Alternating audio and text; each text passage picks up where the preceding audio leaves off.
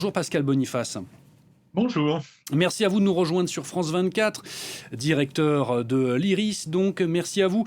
Évacuation massive, je le disais, ces dernières heures, et déplacement de milliers de Gazaouis. Israël, on le voit, veut aller au bout de sa stratégie à Rafah. Oui, effectivement, ils font place nette, ils forcent une grande partie de la population à fuir. C'est un déplacement forcé avant ce qui est craint d'être une opération militaire majeure à laquelle tout le monde s'oppose, bien sûr les Gazaouis, mais également tous les alliés d'Israël, y compris les États-Unis, y compris l'Allemagne, qui ne critique jamais en fait Israël. Et donc là, il y a cette attente, effectivement. Joe Biden a mis en garde Israël de ne pas commettre cette opération massive. Pour l'instant, il dit qu'il y a des bombardements, mais que l'opération massive n'a pas encore été lancée. Et donc, il y a ce rapport du département d'État auquel vous avez fait allusion dans vos titres, qui dit que le droit humanitaire a été violé par Israël, mais pas de façon suffisante pour que, à ce stade, les États-Unis remettent en cause leur coopération avec Israël et surtout leur livraison d'armes.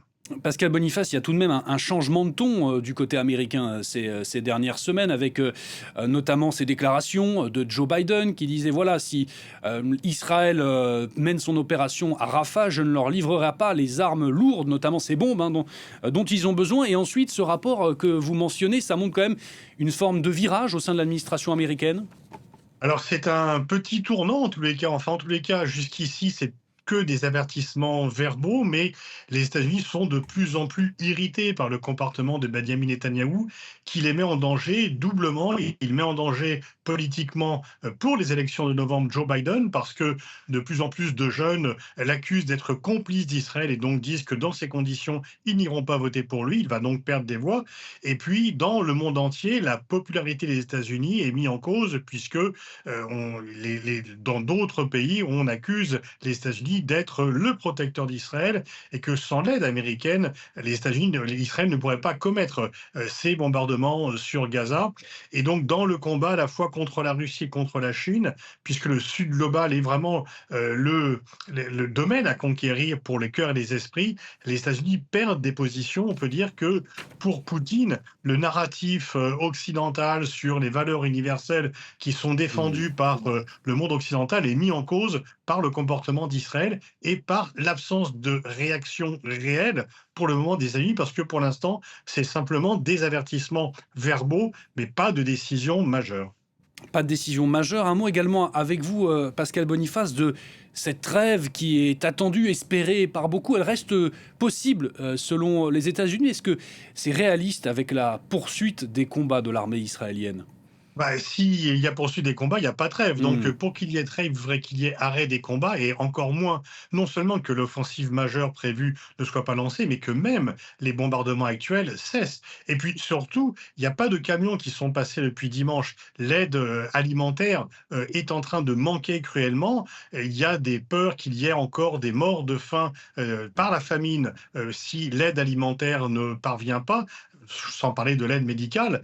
Et donc, effectivement, peut-être qu'une trêve pourrait survenir, ça serait la bonne surprise, mais pour l'instant, les chances que les opérations militaires, disons, quotidiennes, se transforment en opérations militaires majeures sont plus fortes que le fait de voir cette trêve apparaître. Mais bien sûr, tant que il y a toujours un espoir, et notamment les États-Unis essayent de se mettre d'accord, le Hamas et le gouvernement israélien, pour éviter cette offensive militaire majeure et pour permettre une trêve qui serait une respiration pour la diplomatie américaine Hmm. et quelque part un succès pour cette diplomatie. Pascal Boniface, on voulait également évoquer avec vous la question de Benyamin Netanyahou et ses deux objectifs contradictoires d'une certaine manière qu'il mène de front. La destruction totale du Hamas par les combats et dans le même temps la libération assumée des otages. On l'a dit, la trêve semble très difficile à atteindre. Est-ce qu'il est dans une forme de jusqu'au-boutisme désormais, Benyamin Netanyahou? Oui, pour l'instant, depuis le départ, en fait, son objectif principal, c'est de rester au pouvoir. Et Hmm. c'est pour cela, d'ailleurs, qu'il ne fait pas de cessez-le-feu et pas de trêve, parce que les deux alliés extrémistes, Ben Gvir et Smotrich, ont dit depuis longtemps que s'il y avait une trêve, ils quitteraient le gouvernement et le gouvernement Netanyahou tomberait. Hmm. Et donc, en fait, effectivement, s'il lance l'offensive militaire majeure, ce que craignent les familles des otages, et c'est pour cela qu'il y a beaucoup de critiques en Israël, c'est que la vie des otages ne peut pas être sauvée par une offensive militaire majeure. On ne sait pas d'ailleurs très bien le nombre d'otages qui sont encore vivants, mais si l'offensive militaire majeure était lancée, on peut craindre qu'il y aurait très peu d'otages survivants. Merci beaucoup, Pascal Boniface, pour votre analyse et votre éclairage. Je rappelle que vous êtes directeur de l'Institut de recherche internationale et stratégique. Merci à vous d'avoir répondu à nos questions.